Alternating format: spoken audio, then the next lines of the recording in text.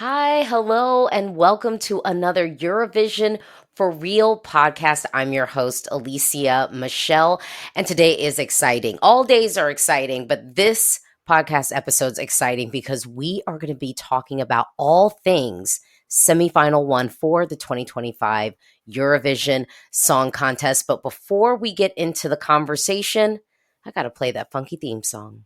Eurovision for Real with Alesia Michelle.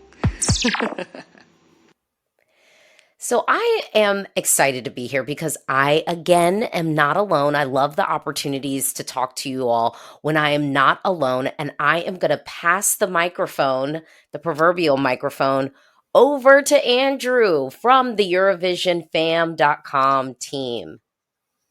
Well, hello everyone. It's a pleasure to be on here. Thank you so much for letting me join you, being the face and voice and brand of Eurovision fam. So it's great to say hello to everyone. I am Andrew Gordon. I am known on the social medias and social media channels as Ref Gordo, and that is because I am a pro wrestling referee in my spare time. And as you can imagine, there's quite an overlap between the pageantry, physical feats of Eurovision as well as what you see in professional wrestling. Oh, Um, yes. so that's the vibes all make sense. But again, I can be found on all the usual social medias as Ref Gordo. That is REFGORDO. And I'm also coming to you from the Washington, D.C. metropolitan area. Really excited to be a part of this today. So thanks again.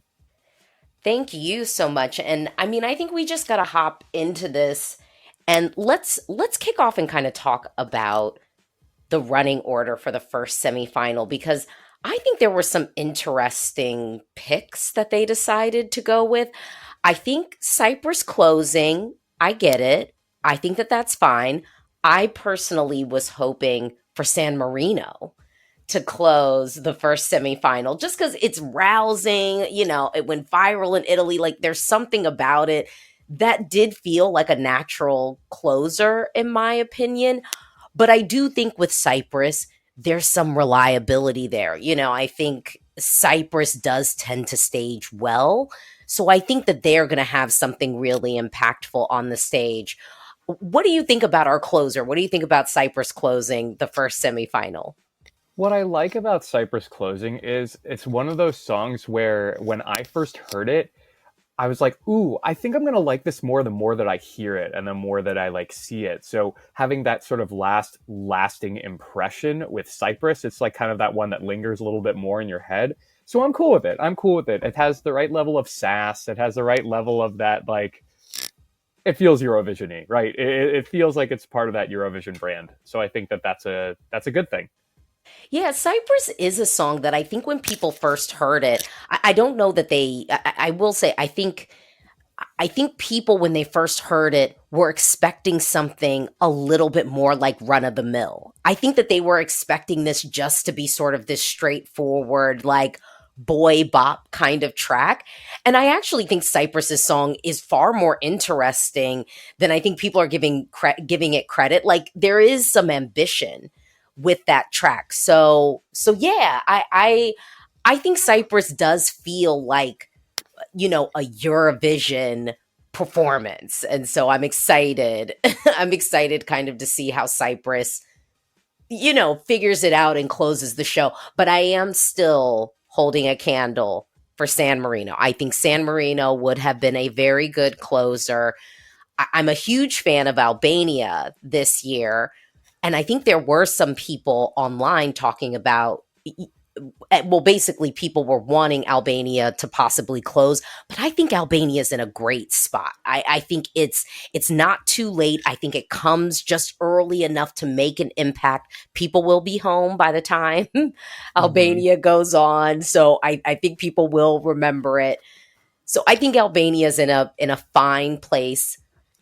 I've also heard people talk about the Netherlands closing the first semifinal. Again, I think where the Netherlands is fine, but to be fair, I could see the Netherlands closing. If that would have happened, I could have seen that occurring. Yeah, I so let's talk about Albania and that Albania is, they bring something a little different. And again, that idea when we talked before about a song that can linger, that's a song that you want to revisit because there's a lot of depth to it. There's so many pieces, but they're not one of those songs that they do them all at once. There's really sort of like parts of it that they can build together. So I really like the depth of it.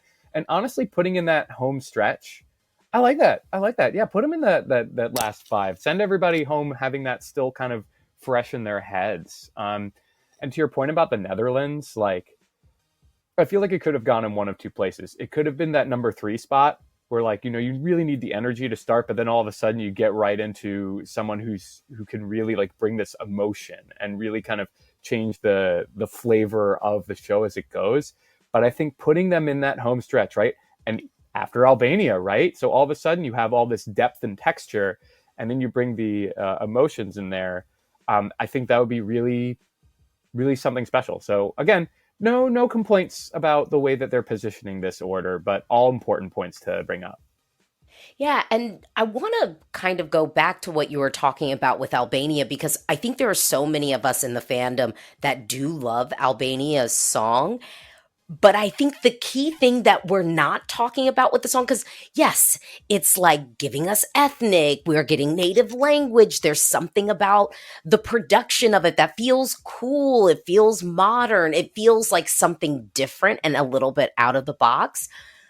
But I also think we're not talking a lot about the lyrical content of Albania's song. And just long story short, it's good. This is not some cheap, uh, thrown together AI generated text or anything like that. This is really a song with real depth and a meaning behind it. And I just think it goes to sort of reinforce for those of us who love it that like yeah, this is a package that we should be talking about having winner potential at Eurovision. I don't think that we are, like we're not, but I do think that it's worthy of like a winner potential conversation. Well, we started off kind of talking about the close of the first semifinal and the running order. I'm going to be real. There were some people who were saying, yeah, Iceland could totally open the show. From my perspective, I wouldn't have had Iceland open the show. My hesitancy coming from the fact that I'm thinking that Iceland could be in a precarious situation when it comes to qualifying. And for me, I just am like, but I would want, if I'm an organizer, I want to kick off because this is the first semifinal and the first performance people are going to see from the 2025 season. I want that to be a song that's going to end up at the big show. And I just didn't feel super confident about it. And so then people were like, well, what would you have done? You know, what would you have done instead? And I said, I wouldn't mind kicking off with Poland, actually. I was thinking, like, with Justina, the fact that she'll be performing, what is it, like 30 years after her first time being Mm-hmm. on the Eurovision stage. Poland's a country that's never won Eurovision before. They have this huge diaspora all across the world. I mean, I'm sure, Andrew, you've met Poles here in the Washington, D.C. area. Like, there's so many folks who just have like this pride. I could have seen Poland truly opening the show. I could have even seen Ukraine opening the show. I think I said that last year too. I was like, I could have seen us doing, kind of saying, hey, and from our hosts and winners of like the year before, Ukraine. And then sort of passing the baton there. So I could have seen Ukraine opening the show as well. I'm okay with Sweden not opening the show because I do think it's a popular song. It's number one in the betting odds right now. And so, Mm-hmm. yeah, make those people at home wait a little while before they get to see, the song that's got so much winner buzz. What are you thinking about our kickoff to the show, Andrew? Well, I'd like to go back to sort of past history and cite your sources, right? So I'm going to take us back 4 years now to 2021 and what I think was the quintessential first semifinal opener, and that was Discotheque, right? From Yes. So think about how we were without Eurovision for that year prior. We're all kind of huddled up at home. All of a sudden, we were starting to open up, right? That was like the theme. Um, and that song started it. And we're like, Oh, we are so back. Yeah, yeah. And That I that mean, even is, the song, okay, you yeah, feel the rhythm, it's yeah. like, okay, yeah. I do agree with you. That was a great show opener pick, in my opinion. So we look at Iceland, right? And we say, okay, like you need the energy, right? You need that little, it's, I don't want to call it like a punch in the face, a little like little boop. You're like, okay, here we are. And that's kind of gets it to it. And you know that there's going to be some kind of choreography or some kind of visual delights that are happening, so that when you have the folks that are still new to watching Eurovision, you can tell that I've been in marketing, right? What are the people that are first being exposed to this are going to see? You want a country like Iceland and the performers and this kind of song to sort of say, "Hey, you're in it now, friends. This is what we're getting Oh to." yeah, we're definitely dropping them in. I just am wondering, are we dropping them in with something that is going to be executed to perfection? And Sure. Andrew, I know you like to taste test your way into Eurovision, and because you still want to have like some surprises, which Mhm. there is a very large subset of folks who experience Eurovision exactly that way. They're like, I don't want to see the live performances. Like, I want to see the show. Like, yes, I can listen to the songs, ahead of time, but I don't want to listen to them like too much, because I don't want it to kind of start to skew. I really want to take in how the performance is going to go. And I will just tell you, for me, the performance at Song the Kepnin of this, it was messy. It was not executed to perfection. And I would also say that we need a little bit more budget, because it cannot just be them in tinfoil costumes and sunglasses, kind of bopping around aimlessly on the stage with poor camera work. Like, I need a set piece. I need like I need thoughtful camera angles, like, because I don't want people to tune into the show and then tune out, or instantly start thinking, "Oh my goodness, we're back to." And I hear this from my European brothers and sisters, but but that moment in the 2000s where it did feel like there was a lot of weak entries on the Uh-huh. Eurovision stage. So I think for me as a Eurovision evangelist, I want people to recognize that the contest has changed in a good way. The quality is so much better. So I just hope that Iceland keeps the trend up, because you can put the things that aren't as quality to me in the middle. Like, you can bury those, but we want to step out. First impressions. First impressions Ice matter. and Iceland need to have a good showing here. They have not set themselves up well, especially after having such a good run with Dottie Frere. Yeah. Um, they were spoiled a bit by him, and now all of a sudden they have to find their footing. And there have been songs that have been entered. I still go back. I really liked Power a couple years ago, and it I didn't loved even. power. And it didn't. Power. It's still on my Yeah. workout playlist. But I can't. I just. It's one of those things where I've gotten spoiled too, where I'm thinking about not necessarily what I like, but oh, the juries aren't going to like this one. Oh, I don't know. I don't know if the juries are going to stick with it.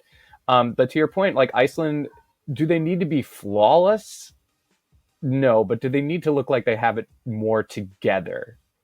Yes, right. Intentional. Yeah, Mm-hmm. intentionality. I think there was a little um school talent show-esque vibes that I got from the Song the Captain performance a little bit. But I will say Vibe, the group, Mm-hmm. they are performers. Like, they're gonna sell it. They're gonna give that energy. They're gonna kind of harken back a little bit to the Jedward vibes.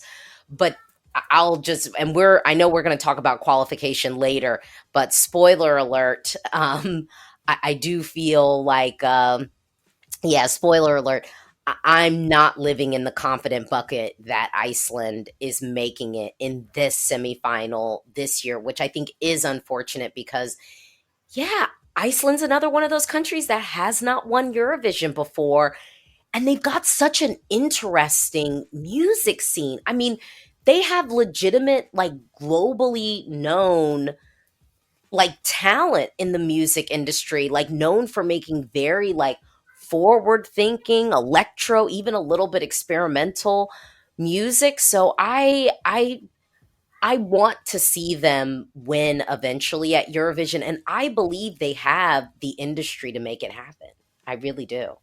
I think that's why we're all so heartbroken by their finishes and performances. And really, we we all been kind of saying, but 2020 was the year that Iceland, would have Yeah, won. yeah, That's the worst kept secret in Eurovision. yeah, Um, but it's a lot to think about, and I think, yeah, I mean, you kind of summed it up well. yeah. Okay, so who for you out of the first semifinal are your kind of like standout countries? Okay, so let's see. As I think about the things you see, right? All right, we're going down this line. I'm just looking in show order. I mean, Estonia is just you can't. There's no way to describe it. It's got the right kind of slapsticky thing, but also the movement and momentum thing. I'm very excited to see how that performance looks. Sweden, we can't not talk about, right? That's just Sweden has just become the yellow cross elephant in the room, and that's okay. And people realize that, like, you can be a powerhouse without being in the bigger echelon of, hey, we're going to make the final no matter what. Sweden is just like, that's okay. We'll just do it on our own. Um, Sorry, as I just look down this list, um, as I see this here. Sorry, I'm going in order. I love Italy. I mean, obviously they don't need to qualify, but I love that we're going to get a taste of Italy, a taste of Italia, um, this opening semifinal. San Marino, as you mentioned before, really has something special. We already talked about Albania and the Netherlands, um, and then, I mean, those are sort of the biggies that stand out to me. Switzerland as a host country and Switzerland as the penultimate performer in this first round. Um, it's it's here. Switzerland is just sort of saying, "Hi, everybody, welcome to Eurovision." And I, again, just based on initial listening, this is what we call the song that's going to put all the other countries over. Like, hey, we're here, but we're here to host, and we're here to let the other countries sort of, shine. So for me, my standouts from the first semifinal, and I've made no secret of this, the first semifinal is easily one of my least favorite semifinals. Like I would say in the past couple of years, I really only have 3 to 4 songs, if I'm Mm-hmm. just thinking about the songs themselves, that I feel passionate about in this mix, and I would say passionate to the point of I really, really wanna see it qualify, and so for me this year, from the first half, it's Poland. Yeah, and I It's ju haven't. it's Yeah. just Poland, and then I would say from the second half of the show, Albania and the Netherlands. That Mm-hmm. so really it's just those 3 that I feel like, "Oof, I really, really need to see these advance," and I said 3 to 4 because I am one of the people that just really wants to see San Marino qualify this year. I really Yeah. do want Tutta Italia in the final. That's my personal opinion. I think right now the odds actually have San Marino squeaking through to qualify. I've fallen back from the fervency for San Marino because you haven't seen the live performance, but the way that they're sort of staging this and the way we've seen it staged is that the singers are completely static behind mass. And Mm. I'm sorry, this is the Eurovision Song Contest. I need performers that are going to sell the Yeah. performance to us. And so as much as I mean, and Gabri's great. Like Gabri's hyping up, he's doing the DJ thing, but I really needed a vocalist here that was going to, sell it to the camera, sell it to the people at home. In the national selection, they did have dancers. And honestly, the dancers were not enough. I needed the singers to just get in the camera. And I think if there was just a little bit of the song, like maybe even if the first half they're behind the mask, but then the second half we get this burst of excitement, that would be my preference. But if they're not going to do that, then I am fine letting San Marino go, because you kind of got to sell it. And then my other fourth one I would say is Portugal. I'm not feeling like I have to defend it too much, because I do think Portugal had more competitive entries at Festival da Canção. They had entries that I think we wouldn't even be talking about. Oh, are they going to qualify? They would have just qualified. But I do really like Napa's song. I really just vibe to it. I think it's just good music, but I don't feel like I don't have the energy to fight Eurovision fans or the locals this year to convince them to pick up the phone Well, and vote for it. I agree with you on Portugal, and that was an oversight on me not saying them by name, but they remind me. Uh, they remind me a lot of this group. Some of you may be familiar with them, depending on where you are from. But the folks that are listening here, this group called America. They did like A Horse with No Name and Sister Golden Hair, and they're your traditional like AM gold, like 70s classic rock, where they let Yeah. the harmonies kind of fly for them, and like the vibes. It reminds me of like growing up, and like listening to them, and I really enjoy that they're bringing something a bit different, right? That there are harmonies that are very present. That they bring something that other countries really, especially in this first semifinal, aren't really presenting. And Yeah. that's what I think makes them really special. And I even wrote when I first listened to it, I wrote in my notes, I said, I want this to be appreciated more than it will be. And Yeah. that's my Yeah. vibe there. Also, as someone who recently was in Portugal, I feel an obligation to support the folks there. But also, um, I just like walking the streets of Lisbon and having that image in my mind, and then hearing this song now, like envisioning my like past walks through Lisbon. It's like, yeah, this fits. This is such a great representation of just a little taste of the Portuguese culture. I need a like pastel de nata and I'd be like complete, right? And that it's cool. It's cool. I wanted to give my snaps to Portugal because I feel like I did not do that before. Yeah, and to be fair, I actually really appreciate what Ukraine is doing this year. I do think Ukraine and Portugal sort of have like cousin entries, sort of different ends of the spectrum. My mom, when she heard Portugal's song, she was like, "Okay, like the Beatles. Like I'm getting a little bit of like Beatles." And then when she heard Ukraine, she was like, wait, like this is the Beatles too, but different decade. Like, Mm-hmm. she was like, this is not like 60s. Like I'm getting a little bit more like 70s here. And so I think both are doing something really thoughtful, but I do think Ukraine is going to have the edge here. Hmm. But Portugal does know how to stage well. So Yeah. I think it's hard for me to just write off Portugal. The only reason why I feel like I'm able to kind of go, okay, this one might not make it, is because I'm just not seeing any buzz within the fandom for Portugal's song. I think it's a lot of us who are like, yeah, I love it. Like, I think people in my position where it is this sense of, yeah, I love it, but I think I gotta vote for this other thing, that because I think for some people they're feeling like, well, whose spot are they taking? For me, I I'm picking up I'm probably only going to vote for four countries Hmm. in the semifinal. I'm only going to vote that way. I'm not going to do like my top 8 or whatever and then spread the points like so. I'm going to probably just pick 3 or 4, and ultimately I am curious to see how Portugal does stage this, like, on the big stage, but we'll see. And then I have to shout out again, I'm excited that we have Spain, Italy, and Switzerland performing, but I'm mostly excited to see Spain and Switzerland performing, because if we didn't have that, Justina from Poland would be our only female performer, Mm.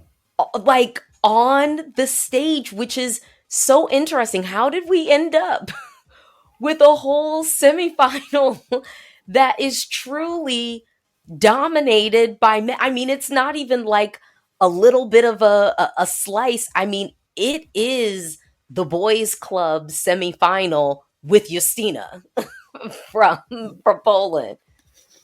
Yeah. Well, Albania, you could say. True, that Yeah. is true, but without, yeah, that is true with Even Albania. so, even But so, though. but it is Yeah. like our only solo, especially coming off the heels of last year where it was very diva heavy. I think Hmm. last year we've completely gone the opposite direction. And even though we have some, but actually, when I look at the year in total, it is more of a boys' club overall. I think we have more of our female performers in the second semifinal also. But even in the second semifinal, we've got some direct competition with some of our male performers there. And speaking of direct competition, we've got direct competition of our male performers here in the first semifinal. And what I'm really getting at is like Estonia, I'm not going to put in this mix, but I am going to say with Norway, Belgium, sort of, I guess I have to say the Netherlands, Croatia, and Cyprus. So Norway, Belgium, the Netherlands, Croatia, and Cyprus. Those are kind of like our boy bops here. And I always say when we start talking about qualification, we have to start looking a little bit at our direct competition. Because Hmm. it's like, I do think people as humans, I think this has been studied, we naturally do categorize and group things, and even children will sit and figure out how to sort and group things. So what are you thinking, Andrew? What do you think we could get Norway, Belgium, the Netherlands, Croatia, and Cyprus all qualifying, or do you think one or two of these countries might have to stay on the bench? It's a tall order, bringing them all up, but I think there's a very clear, in my opinion, very clear champion of the boys' club. The it's like elementary school playground games here. Who wins King of the Mountain? It's the Netherlands for me, right? Okay. And just my note for the Netherlands is based on last year's performances with other countries. I just wrote France wishes they could, and that is kind of how that I feel about the Netherlands. All these other performers and all these other voices, they bring something a little, they add a little bit of different, spice to it. But yeah, it's really the Netherlands that stands out for me. But as you mentioned, so we talked about Norway and I'm sorry, Belgium and Cyprus. Am I forgetting And any? Croatia, And Croatia. Okay. Marco in Croatia with the poison cake. Yeah, I wanted to like I wanted to like Poison Cake. I really did, but um it's different. It has something to it, but it's just I don't know if I could say this phrase. I know it's a family show, but I refer to that song as revenge porn but noisy. Um that like I get it. You get a little of your yucks from it, and for some people, I think they'll lean on that song and be like, "Yeah, this is a vibe for me." It just wasn't a vibe for me. I'm glad it's here, but otherwise, for me, it's for me with that song, it's a thanks for coming. Appreciate you being here. Yeah, Croatia, again, I had the same thing. It's so many ingredients that I like, Mm-mm. but somehow all together, this song is just completely missing me. I will say a good thing about this performance is I actually do think Marco is a good vocalist. So I'm not necessarily worried about bum notes from Marco. So I think that that's an advantage. But I do think not everybody is going to be able to advance. And from where I'm sitting, I think out of this group, I think Croatia does get left on the table because I am living in a world where I do think we will get Norway. I think we will get Belgium. I know we're getting the Netherlands. We should be. And Cyprus, I feel more confident than not that they're making it this year. I think Theo does seem to be a competent performer. I don't think Theo is this vocalist, but I do think Theo is a performer. Theo can dance.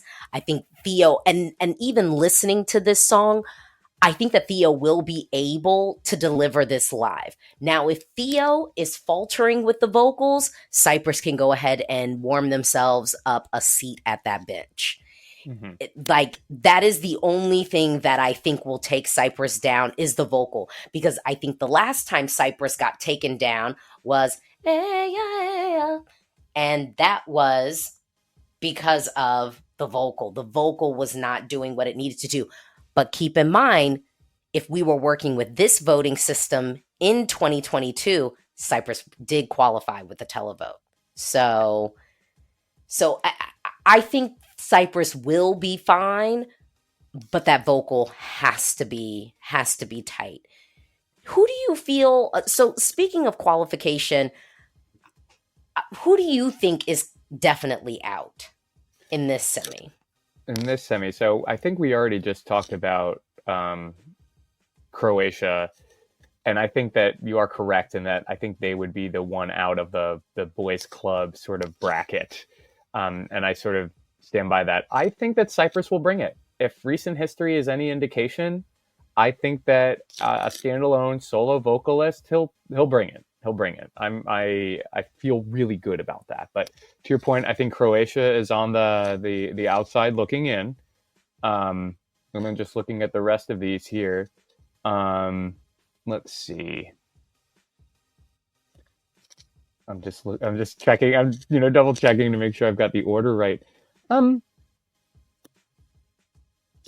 it's kind of hard to say.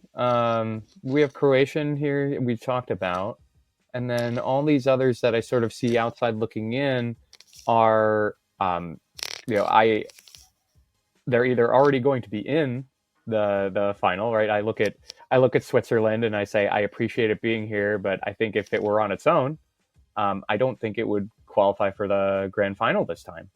But That's interesting. I Okay. wish not besmirch our lovely host country, but it's a very competitive. I think there's so much upper tier talent here that it's hard to all of a sudden again categorize, compartmentalize a lot of these, and I think Hmm. that second semifinal is a little bit more lacking. I realize that's a contradiction in terms, but I feel like that second semi is more lacking. Um, and I think that's something to consider. I like Belgium, and I even said like Eurovision song is Eurovisioning, but it almost feels like show filler sometimes, where it's like, okay, hey, we generated a Eurovision song. Here we go. Let's keep Hmm. the program moving. Put them right in the middle, and they literally did. I think that might get lost in the shuffle too. So where I'm living currently is, I think Croatia, Iceland, Portugal, Azerbaijan, and Slovenia are out. My asterisk of this group is actually by Slovenia, because Slovenia is a little bit of a fool me once, shame on me, or shame on you, fool me twice, shame on me situation, because I know that there is a subset of people in Europe who love to have their heartstrings tap danced on and plucked. What I think is hurting Slovenia is the running order. I think it's also, if we look at some of the past results. So for me, it's Slovenia is really complicated, because I do think that there's an audience for it, but it's coming so early in the show that they might not be able to capture that audience that they need. I think yeah, I think that Slovenia is coming too early in the show, being first half, that it it definitely will become forgettable potentially, and it could be out. But so I just want to say again, definitely out for me right now is Croatia, Iceland, Portugal, Azerbaijan, and Slovenia. And again, we tend to see more stuff out from the first half than we do from the second half. So that's also why some of these countries are getting a little bit of an advantage. But I will say, I think there's a world where Slovenia could qualify, but then we're talking about maybe San Marino being out. I think if San Marino doesn't have those performers selling it, then I think they can count themselves out. That's my personal opinion. That would be an easy way to swap that one in.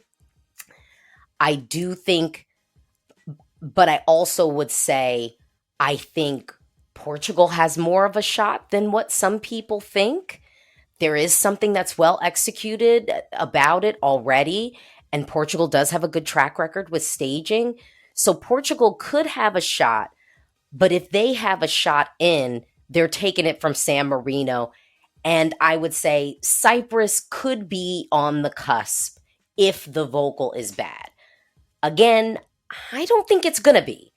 So I don't think it's gonna be.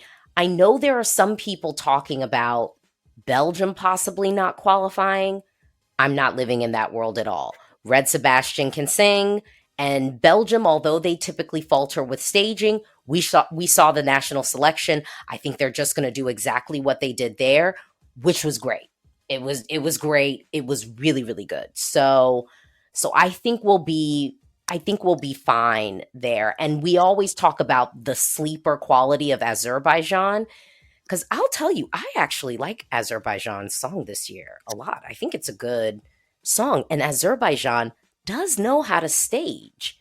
Hmm. So I never really count them out, but apparently their track record with televotes has always been spotty. And in the fandom bubble, Azerbaijan does not have a ton of hype at all. So I'm not trying to do the mental gymnastics to like make it work. And I do find when I have to do the mental gymnastics to make it work for the person to qualify, they've already lost, if that makes any sense. Yeah. They've already sort of lost. I'm I am more confident than not. I'm following a little bit of my gut that's saying Croatia, Iceland, Portugal, Azerbaijan, and Slovenia are out.